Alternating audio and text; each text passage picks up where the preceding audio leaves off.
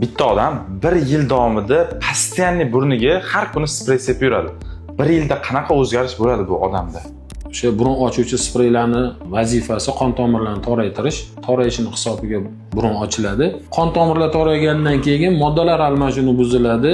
Burun bo'shlig'idagi silliq qavatlar qurib, yemirilish boshlanadi. To'siqda, devorlarda, chig'anoqlarda yemirilish boshlagandan keyin qattiqroq burnini qoqib yuborsa, ya'ni tahoratlar qilganda burni qonashni boshlaydi.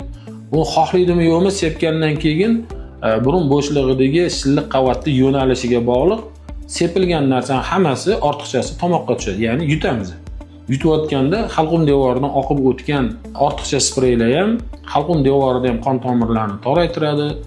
Erta ham moddalar almashinuvi buziladi, erta ham silliq qavatlar yemirilib og'iz qurishlarigacha olib kelishi mumkin. Buni eng yomoni burni qonayotgan bo'lsa ham shuni sepmasa turolmaydigan bo'lib qoladi. Ya'ni yemirilib ketgan bo'lsa ham shuni sepish kerak bo'ladi. Ya'ni shunga ko'nikish boshlanadi. Bunaqa holatda ular shifokoriga uchrashib, to'g'ri yechim qilish kerak bo'ladi. To'g'ri silliq qavatni tiklantirsa, burunning ichida burun bitishiga sababchi bo'luvchi omillar bo'lmasa, oddiy dori-darmonlar bilan davolasa bo'ladi.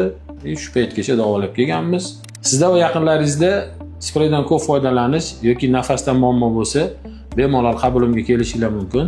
Inshaalloh to'g'ri yechim berishga harakat qilamiz.